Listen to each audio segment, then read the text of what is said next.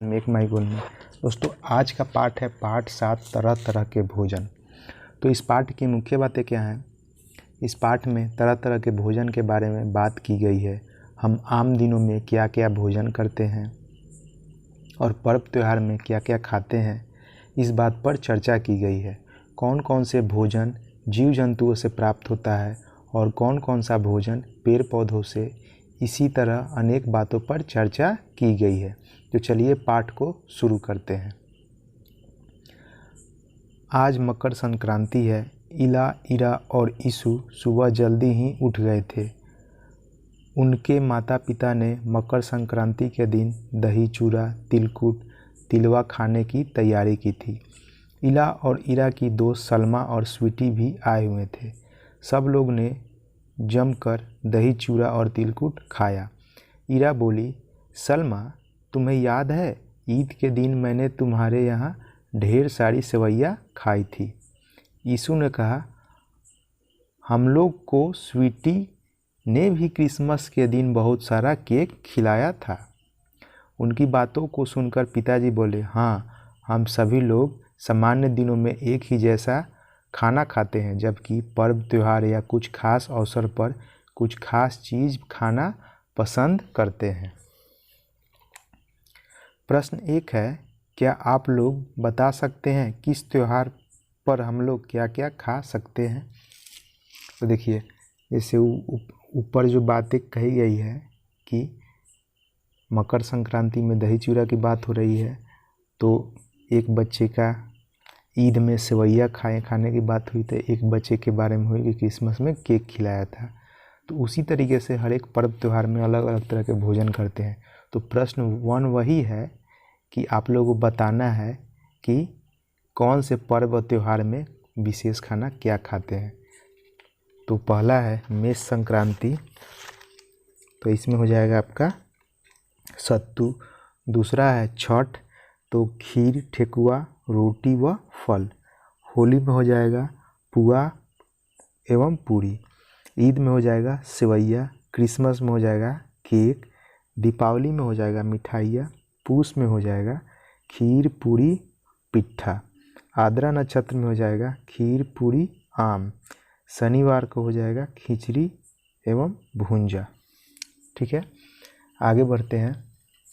इला बोली, कुछ कुछ जगहों के खाने का कुछ सामान बहुत प्रसिद्ध है। सिलाव का खाजा और बाट की लाई को लोग बड़े मज़े से खाते हैं। ठीक है, तो यहाँ पे आपको सिलाव जगह है जहाँ पे खाजा बहुत मशहूर है, और बाढ़ एक जगह है जहाँ पे लाई बहुत मशहूर है। तो प्रश्न 2 है, क्या आप बता सकते हैं कि किस जगह की कौन कौन सी खाने की चीज़ें प्रसिद्ध है?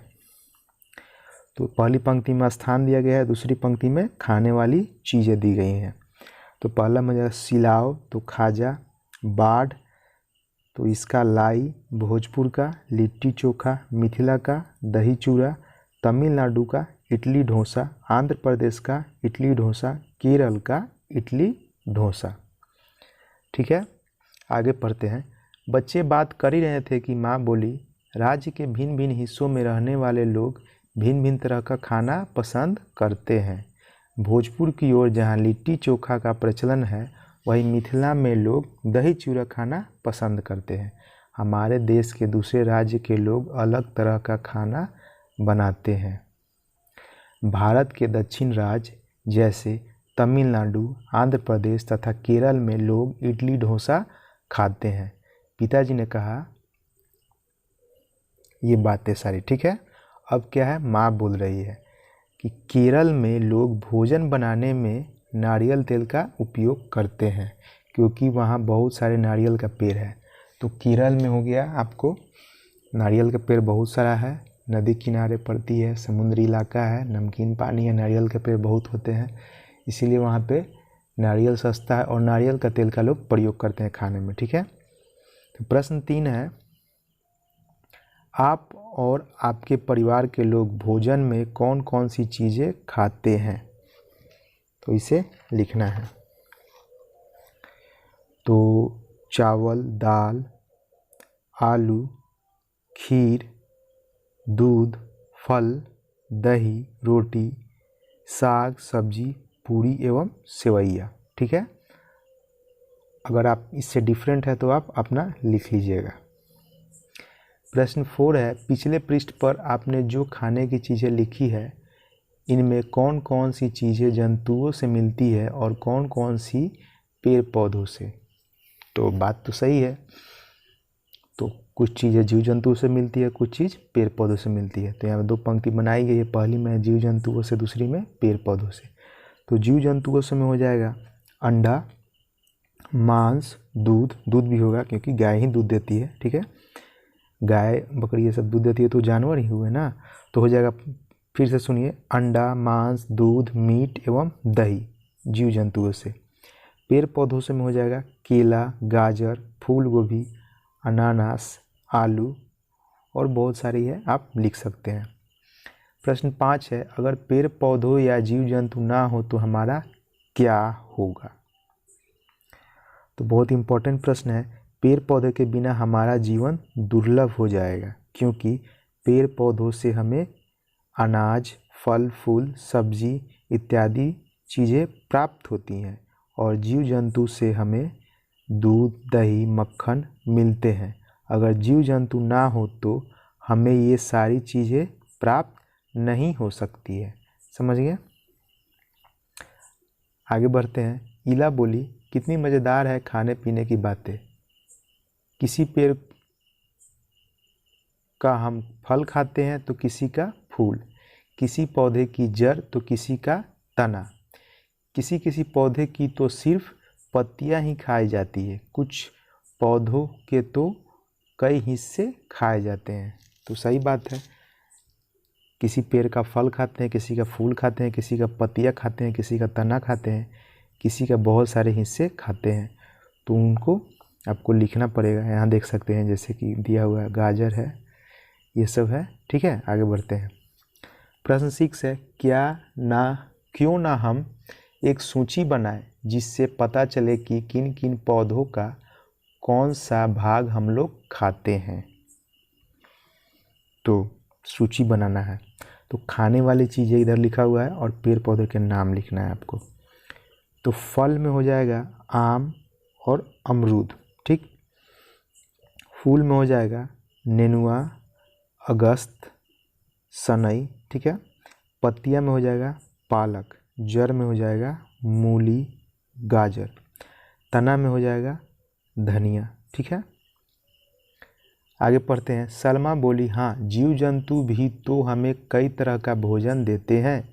हम किसी का दूध पीते हैं तो किसी का मांस खाते हैं, किसी जीव का अंडा और मांस दोनों खाते हैं, तो किसी जीव का मांस और दूध दोनों को खाने में उपयोग करते हैं। ठीक है, एक चीज़ स्पष्ट हो गया, जो जीव दूध देती है वो अंडा नहीं देती, वो बच्चे ही देती है। ठीक है, प्रश्न 7 है, किस जीव जंतु के किस चीज़ का खाने में उपयोग करते हैं, इसकी भी सूची बनाइए। आ गया ना प्रश्न। पहली पंक्ति में है खाने वाली चीज़ें, उसके बाद में जीव जंतुओं के नाम लिखना है। तो दूध हो गया, तो दूध गाय, भैंस और बकरी से। ठीक है, अंडा मुर्गी से, हंस से, बतख से। ठीक है, मांस हो जाएगा मुर्गा, बकरी एवं खस्सी भी जिसको बोलते हैं, खस्सी भी लिख सकते हैं। ठीक है, आगे पढ़ते हैं। यीशु के पिताजी ने कुछ जानवरों का नाम लिया जिनका उपयोग हम मुख्य भोजन के रूप में करते हैं। समझ गए? ऐसे अनाज जिनका उपयोग खाने में हमारे द्वारा सबसे ज़्यादा किया जाता है, उसके चारों ओर घेरा लगाइए। तो ये जो दिया गया है ना, ये यीशु के पिताजी ने अनाजों का नाम लिए हैं, इसी में से आपको घेरा लगाना है कि कौन सा भोजन का उपयोग हम लोग सबसे ज़्यादा करते हैं। तो यहाँ दिया गया है चावल, गेहूँ, ज्वार, बाजरा, मक्का,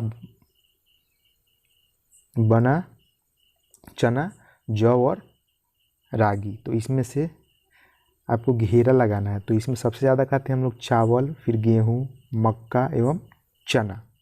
ठीक है, आगे पढ़ते हैं। पिताजी, एक ही अनाज से कई सारी खाने की चीज़ें बनती है। इला बोली, पिताजी से, ठीक है। तो चावल से हम लोग खीर भी बनाते हैं, तो खिचड़ी भी। हाँ, प्रश्न 8 है, नीचे कुछ अनाज के नाम दिए गए हैं, किस अनाज से क्या क्या भोजन बनता है, नाम लिखिए। तो चना से बनेगा आपको सब्जी, दाल बनेगा, मिठाई भी बनेगा और सतुई भी बनता है, सतुई का भी उपयोग करते हैं।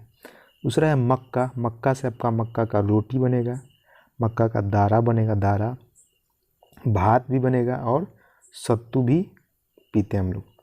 चावल से बनेगा खीर बनेगा, खिचड़ी बनेगा, इडली बनेगा और डोसा बनेगा। चावल को ही कच्चे में ही पीस देते हैं, उसके बाद उसे बनाते हैं, ठीक है। गेहूं से बनेगा आपका रोटी, पूरी, लिट्टी और पिट्ठा, ठीक है। पिताजी ने एक कहानी सुनाई, भारत में एक समय शाहजहां का राज था।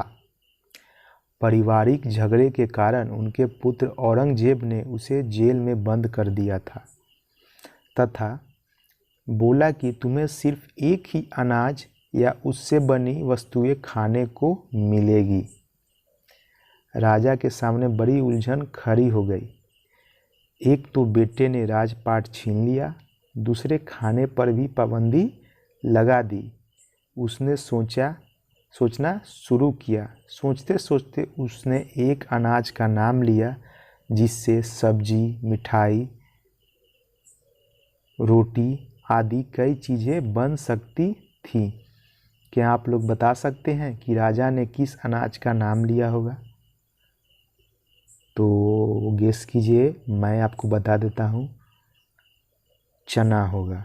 चना का हम लोग सब्जी भी बनाते हैं, रोटी भी बनता है चना का, ठीक है, दाल भरल रोटी, ठीक है। उसके बाद आपको मिठाई भी बनता है, बेसन का ही मिठाई बनता है, तो चना से ही बेसन बनता है, ठीक है। तो चना का सत्तू भी होता है। तो ये थी बात। प्रश्न यहाँ है, शाहजहां कौन था? शाहजहां का बेटा का नाम क्या था? तो औरंगजेब ने ही शाहजहां को जेल में बंद किया था। अगर आपको ये पाठ अच्छी लगे, इंटरेस्टिंग लगे, तो इस वीडियो को लाइक कीजिए, ज़्यादा से ज़्यादा अपने दोस्तों के पास शेयर कीजिए, और अब इस चैनल पे नए हैं तो इस चैनल को सब्सक्राइब कीजिए और बेल आइकन को दबाना ना भूलें। मिलते हैं अगले वीडियो में। धन्यवाद।